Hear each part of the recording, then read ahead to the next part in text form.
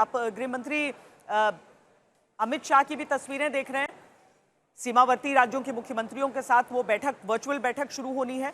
और यहाँ पर ये आज की बड़ी तस्वीर, जहाँ प्रधानमंत्री नरेंद्र मोदी राष्ट्रपति द्रौपदी मुर्मू से मुलाकात कर रहे हैं और उन्हें ब्रीफ कर रहे हैं जो हमला, पहलगाम के आतंकी हमले के बाद भारत की तरफ का पलटवार, और सीधे तौर पर भारत ने यह दर्शा दिया है पूरी दुनिया को कि केवल और केवल आतंक के खिलाफ हिंदुस्तान है। पाकिस्तान की जनता से कोई दुश्मनी नहीं है, उस पर कोई प्रहार नहीं किया गया है। यूं कहें तो पाकिस्तान की जनता की तरफ से ही बना बना के वो सारे वीडियोस सर्कुलेट किए गए हैं सोशल मीडिया पर, जहां पर आतंकी ठिकानों को ध्वस्त होता हुआ देखा गया है। अब गृह मंत्री भी बैठक कर रहे हैं, सीमावर्ती राज्यों के मुख्यमंत्रियों के साथ ये बैठक होनी है, क्योंकि जो राज्य हैं, पंजाब को लेकर तो बहुत सारे इलाकों में अलर्ट जारी रहा। ये बताया गया कि वहां जो सीमावर्ती इलाके में जिन किसानों की फसल हैं उन सबको काट लिया जाए, जल्द से जल्द, नुकसान न हो, आम लोगों को किसी तरह का नुकसान न हो। और जो ब्लैकआउट है उसकी तैयारी, यानी अगर पाकिस्तान की तरफ से किसी भी तरह का हमला करने की कोशिश इन इलाकों में की जाए तो वो इलाके पूरी तरीके से तैयार रहें। जितेंद्र,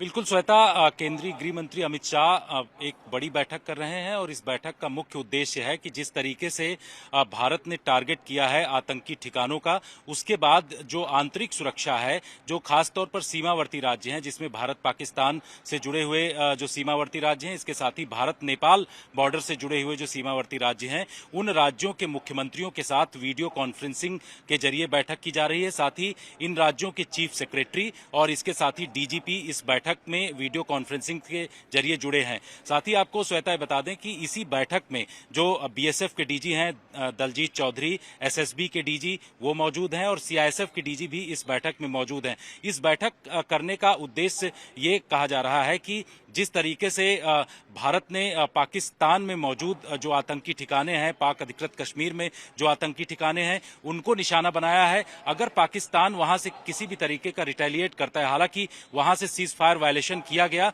और जो भारत में कुछ इलाके हैं, चाहे पुंछ हो या राजौरी हो, इन इलाकों में जो सिविलियन हैं उनको नुकसान पहुंचा है। तो केंद्रीय गृह मंत्री अमित शाह इस वक्त जो भारत पाकिस्तान बॉर्डर से जुड़े हुए राज्य हैं, जिसमें बिहार हो गया, जिसमें राजस्थान, पंजाब, जम्मू कश्मीर, इसके साथ साथ भारत नेपाल बॉर्डर से जुड़े हुए जो राज्य हैं, उत्तर प्रदेश, बिहार, इसके साथ ही जो दूसरे राज्य हैं सिक्किम, इन तमाम राज्यों के साथ जो है मुख्यमंत्री जो है उनकी वीडियो कॉन्फ्रेंसिंग के साथ ये बैठक कर रहे हैं। और इस बैठक में आगे दिशा निर्देश दिए जाएंगे कि जो बॉर्डरिंग एरिया में है किस तरीके से पूरा अलर्ट 24/7 रखना है, क्योंकि पहले ही बीएसएफ के तमाम जो जवान हैं, इसके साथ साथ जो अधिकारी हैं, उनकी छुट्टियां रद्द कर दी गई हैं। साथ ही जो दूसरे अर्धसैनिक बल हैं, उनके जो जवान जो आंतरिक सुरक्षा में लगे रहते हैं, उनकी भी छुट्टियों को केंद्रीय गृह मंत्रालय के निर्देश पर रद्द किया गया है। तो श्वेता, केंद्रीय गृह मंत्री जो है आंतरिक सुरक्षा में किसी भी तरीके की कोताही नहीं बरतना चाहते हैं। अगर पाकिस्तान किसी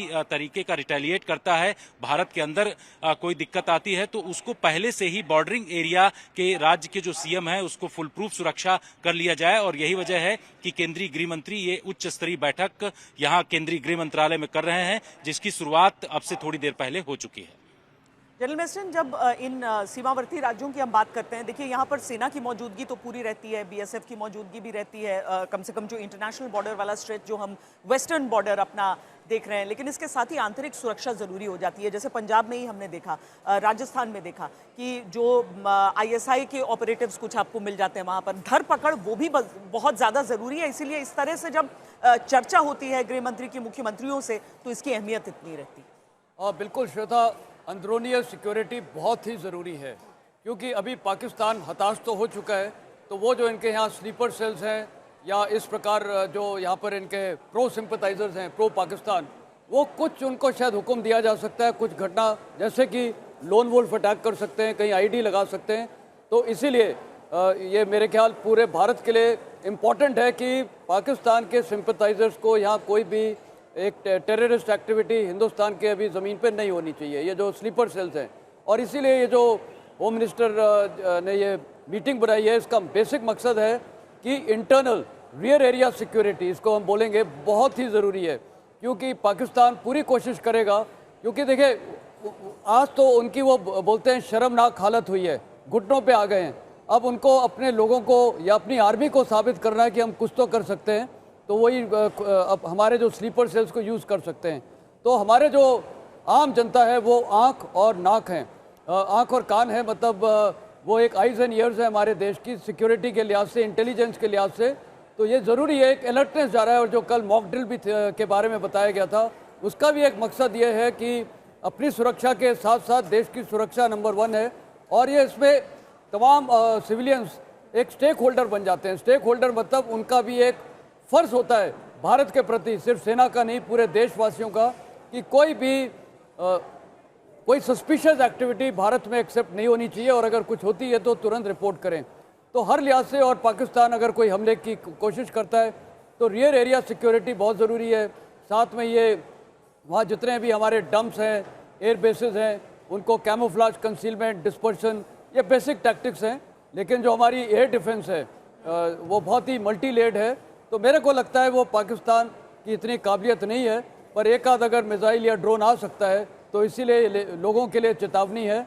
और एक्सटर्नली तो हम देख रहे हैं बॉर्डर के उस पार, लाइन ऑफ कंट्रोल के उस पार, लेकिन अंदर पूरे देश की जिम्मेदारी है चौकन्ना रहना, हमेशा तैयार रहना, कोई भी गलत काम या कोई सस्पिशियस एक्टिविटी पे तुरंत रिपोर्ट करना है, जिससे कोई भी पाकिस्तान कोई भी गलत छोटी से छोटी हरकत ना कर पाए, क्योंकि अभी देश का मोराल बहुत हाई है। हाँ, इसीलिए सबसे बड़ी चीज जो पहले ही हुई, जो सारे जो कूटनीतिक हिट्स हैं वो पाकिस्तान को दिए गए। और यहाँ तक कि जो मुझे तो आश्चर्य हुआ ये देखकर कि 45-50 साल से लोग भारत में रह रहे थे, जो ये कह रहे हैं कि हम तो वोट भी यहाँ पर डाल रहे थे, पाकिस्तान के लोग, जिन्हें वापस भेजा गया। लेकिन अभी भी ये एक खतरा बना रहता है। इस कारण सतर्कता सबको रखनी है। अशोक सज्जनहार हमारे साथ हैं, पूर्व राजनयिक एम्बेसडर। सज्जनहार, ये बताइए कि भारत की तरफ से जैसे ही पहलगाम हमला हुआ था, दुनिया के जो अपने जो खासकर स्ट्रेटेजिक पार्टनर्स हैं उन सब से बातचीत करके सबको ब्रीफ किया गया था। आज भी सारी देशों से बातचीत की जा रही है, ब्रीफ किया जा रहा है। पाकिस्तान भी अपनी तरफ से कोशिश कर रहा है कि उन देशों से बात करे, अमेरिका से बात करे और बोले कि नहीं देखिए हमारा तो सिविलियंस को नुकसान पहुंचा। जाहिर है वो देश भी अपनी नैरेटिव बनाएगा।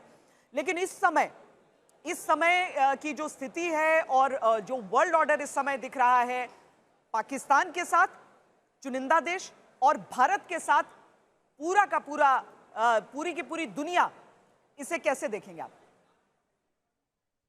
जी, बहुत धन्यवाद श्वेता, मुझे आमंत्रित करने के लिए। आप बिल्कुल ठीक कर रही हैं। पूरा विश्व जो है वो आज भारत के साथ खड़ा है। वही मैंने आपके प्रोग्राम में कुछ दिन पहले भी कहा था, जो भारत को जो करना है वो करना चाहिए। ये नहीं देखना चाहिए जो विश्व हमारे साथ है या कौन क्या कह रहा है। और जब ये एक्शन हो जाएगा तो उसके बाद भी हम देखेंगे जो पूरा विश्व भारत के साथ ही खड़ा है। आज भी हम यही देख रहे हैं, चाहे वो अमेरिका हो, रूस हो, यूरोप हो, जिस तरफ आप देखिए, सब भारत के साथ खड़े हैं। और पाकिस्तान के साथ कुछ चुनिंदा देश ही खड़े हैं। जैसे चीन का हमें हमेशा से मालूम था, तुर्की का हमें हमेशा से मालूम था। उससे मेरे विचार से एक और देश हम नहीं काउंट कर सकते हैं। और इसका सबसे बड़ा देखिए जो प्रूफ, जो एविडेंस है, वो ये है जो पाकिस्तान इस समय नॉन परमानेंट मेंबर है यूएन सिक्योरिटी काउंसिल का। उसने वहां पर एक प्राइवेट कंसल्टेशन के लिए रिक्वेस्ट किया, जो हमें भारत हमारे ऊपर इतनी वो दे रहा है, इतनी थ्रेट्स हमारे ऊपर आ रही हैं, रिटेलिएशन जरूर होगा, अटैक जरूर होगा, भारत को रोका जाए। भारत ने पानी रोक लिया है, भारत को कहा जाए जो वो अंतर्राष्ट्रीय संधि है, भारत की वो पानी को नहीं रोके, नहीं तो हमारे लिए बहुत मुश्किल हो जाएगी। देखिए, पूरी दुनिया में किसी ने उसकी एक नहीं सुनी। इनफैक्ट पाकिस्तान को खुद कटघरे में खड़ा कर दिया और उनसे कहा जो आप बताइए जो इसमें लश्कर तैयबा का क्या रोल है, टीआरएफ जिसने पहले एक्सेप्ट किया था, इसका क्या रोल है।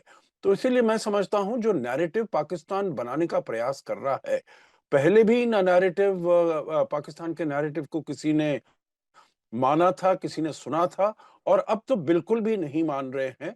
जो क्योंकि सभी को मालूम है, जो भी पूरी दुनिया में कहीं भी कोई आतंकी घटनाएं होती हैं श्वेता, तो उनकी तार कहीं ना कहीं जाकर पाकिस्तान के साथ जरूर मिलती है। तो इसीलिए मेरे विचार से भारत बहुत ही स्ट्रॉन्ग फुटिंग पर है। आपने देखा होगा वहां पर अमेरिका के जो कांग्रेसमैन हैं वो क्या कह रहे हैं, और उनके जो नेशनल सिक्योरिटी एडवाइजर हैं वो क्या कह रहे हैं, सभी ने भारत के पक्ष में ही अपने विचार रखे हैं। और मेरे विचार से अब भारत को अपने अंदर पुरजोर मजबूती से काम करना चाहिए, देखना चाहिए। जो जैसे जनरल मेस्टन अभी बता रहे थे, जो अंदर हमारे यहाँ पर जो ओवरग्राउंड वर्कर्स हैं, जो उनके स्लीपर सेल्स हैं, उनका कोई काम नहीं हो। पाकिस्तान भी अपनी, देखिए, फेस सेविंग के लिए, अपना ये बताने के लिए, जो भाई हमने we are not taking it lying down, हम पूरे पुरजोर तरीके से हम इसके वो कर रहे हैं, इसका मुकाबला कर रहे हैं, कुछ ना कुछ वो करने का जरूर प्रयास करेंगे, परंतु वो आधे दिल का होगा, आधे मन का होगा। उन्हें भी मालूम है जो वो भारत के विरुद्ध कुछ कर नहीं सकते हैं, और अगर उन्होंने कुछ थोड़ा सा भी बड़ा करने का प्रयास किया तो हमारा, देखिए, ऑपरेशन सिंदूर 1 हुआ है, ऑपरेशन सिंदूर 2 के लिए भी हम पूरी तरीके से तैयार हैं। हम जो आज ब्रीफिंग हुई है उसमें जो बातें कही गई हैं वो आपको सुना देते हैं। ये स्वाभाविक है कि पहलगाम में हुए इस हमले से जम्मू और कश्मीर के साथ साथ भारत के अन्य भागों में भी आक्रोश देखा गया। हमलों के बाद भारत सरकार ने स्वाभाविक रूप से पाकिस्तान के साथ संबंधों को लेकर कुछ कदम उठाए। आप सभी उन निर्णयों से अवगत हैं जिसकी घोषणा 23 अप्रैल को की गई थी। तथापि यह आवश्यक समझा गया कि 22 अप्रैल के हमले के अपराधियों और उनके योजनाकारों को न्याय के कटघरे में लाया जाए। हमलों के एक पखवाड़े के बाद भी पाकिस्तान द्वारा अपने क्षेत्र या अपने नियंत्रण वाले क्षेत्रों में आतंकवादियों की इंफ्रास्ट्रक्चर के विरुद्ध कार्रवाई करने के लिए कोई स्पष्ट कदम नहीं उठाया गया है।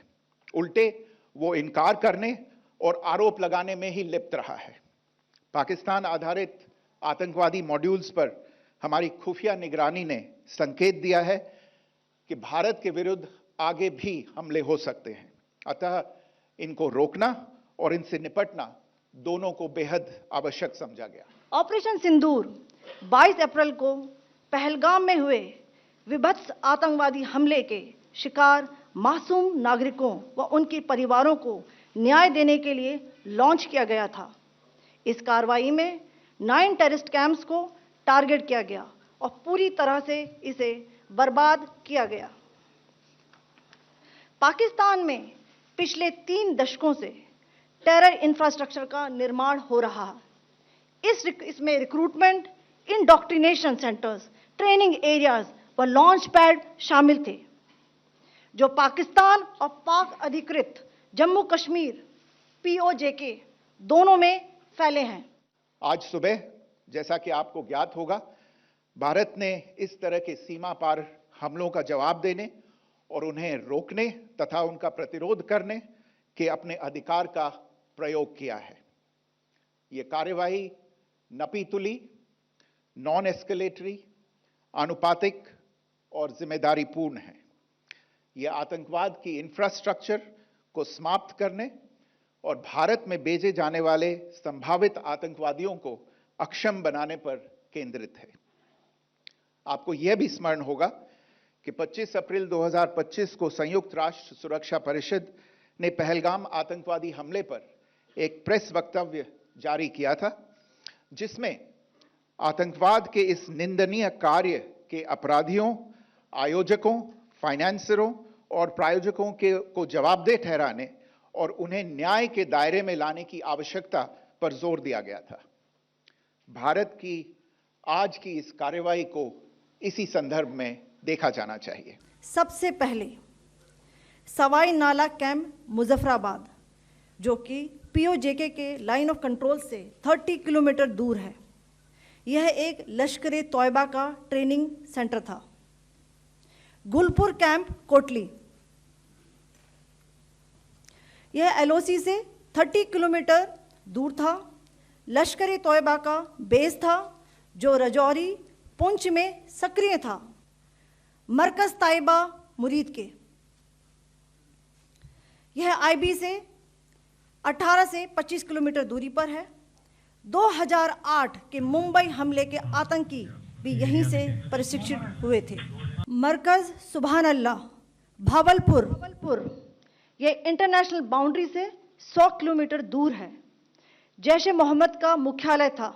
यहाँ पर रिक्रूटमेंट, ट्रेनिंग व इंडॉक्ट्रिनेशन का केंद्र भी था। शीर्ष आतंकी अक्सर यहाँ आते थे। भारत की महिला अफसरों के जरिए भी ये पूरी ब्रीफिंग हुई है और ये बहुत संकेतों का बड़ा महत्व होता है। इस दुनिया में संकेतों का महत्व बड़ा है और इसीलिए जब दो फीमेल ऑफिसर्स आकर एक इस तरह की ब्रीफिंग देती हैं तो वो मैसेज दूर दूर तक जाता है। जर्नलिस्ट बिल्कुल श्वेता, ये जो दो लेडी ऑफिसर्स ने ब्रीफिंग की है, पहली बात ये भी एक स्ट्रेटजी है और ये भी एक तरीका है मैसेजिंग का। इसमें दो तीन मैसेज बहुत साफ हैं। एक तो देखिए, पाकिस्तान अपने को बहुत बोलता है कि हम बहुत ही सॉलिड हैं और हम लोग काफिर हैं। तो दो लेडीज़ अगर लेडी ऑफिसर्स बोल रही हैं तो ये एक मैसेज है कि काफिर तो आप लोग हो। यहाँ तो देखो लेडीज़ ब्रीफ कर रही हैं। दूसरा, मुनीर ने जो बोला था कि हिंदू मुस्लिम अलग होते हैं, यहाँ पर साफ दिख रहा है कि हमारा जो एक स्पिरिट है भारत का, वो दिख रहा है कि जो एक महिला अफसर है वो मुस्लिम है। तो ये भी एक बहुत साफ मैसेजिंग है कि जो आप हिंदुस्तान को तोड़ना चाहते हैं और ये हिंदू मुसलमान बार बार करके जो आप स्पीच में दे रहे हैं एज आर्मी चीफ, वो तो शर्मनाक है। तो यहाँ पर तो दिखा रहा है कि ये भारत की एक ये स्पिरिट है, ये है भारत, ये है हमारा इंडिया और ये इसमें फ़ख्र। दूसरी चीज़ ये, तीसरी चीज़ ये है कि जो आज भारत यूनाइटेड है, ये दो लेडीज़ के ऑफिसर्स के द्वारा जो ब्रीफिंग की हुई है, कितनी प्रिसाइज उसमें वो इंफॉर्मेशन थी, बिल्कुल नपे हुए शब्द थे और वो दिखा रही थी टारगेट्स कि पूरा डिस्ट्रॉय किया हुआ है। कितनी शर्मनाक बात है ये मुनीर के लिए। दो लेडी ऑफिसर्स ब्रीफ कर रही हैं, हर टारगेट के बारे में डिस्क्रिप्शन दे रही है और मुनीर की सारी स्ट्रैटेजी फेल हो गई है। उसकी सबसे बड़ी स्ट्रैटेजी तो यही थी कि देश में हमारे वो हिंदू मुस्लिम डिवाइड हो, वो फेल हो गया। दूसरी स्ट्रैटेजी थी शायद अपोजिशन को वो ऐसा करे कि अपोजिशन भी यूनाइटेड है, कश्मीर के लोग यूनाइटेड हैं, पूरा भारत एक है। और प्राइम मिनिस्टर ऑफ इंडिया ने भी क्या बोला था, पूरा स्पिरिट ऑफ इंडिया एक है, किसी की हिम्मत नहीं होनी चाहिए स्पिरिट ऑफ इंडिया को इस प्रकार से हमला करने की। और आज वही spirit of India Pakistan terrorist camps पे हमला कर रही है। और आपने देखा कि आज पूरे भारत में कितनी खुशी का लहर चल रहा है, लोग पटाखे बजा रहे हैं और पाकिस्तान मुर्दाबाद के नारे निकल रहे हैं। और मेरे को तो लगता है पूरा विश्व अभी खुश होगा। कारण यह है कि हमने तो बहुत बड़ा रोल वर्ल्ड का लिया है कि सारे टेररिस्ट अटैक्स कहाँ से एमिनेट हुए हैं वर्ल्ड में। 9/11, वर्ल्ड ट्रेड सेंटर, ये जो लंदन में ये जो रेल नेटवर्क को किया था, सारे तो यहाँ से ओरिजिनेट हुए हैं। बिन लादेन कहाँ छुपा हुआ था, पाकिस्तान में। तो हमने तो विश्व के लिए एक बहुत बड़ा काम किया है और आज अरब देश भी हमारे साथ खड़े हुए हैं तकरीबन। तो ये सब जाहिर होता है कि किसी को ये टेररिज्म चाहिए नहीं। मल्टी प्रोंग तैयारियां आपने की हैं, चाहे डिप्लोमेटिक हो चाहे मिलिट्री हो, हर तरीके से ये तैयारियां की गई हैं। और ये जो आज की तस्वीरें रही हैं ना, वो पाकिस्तान लंबे समय तक भूलने वाला नहीं।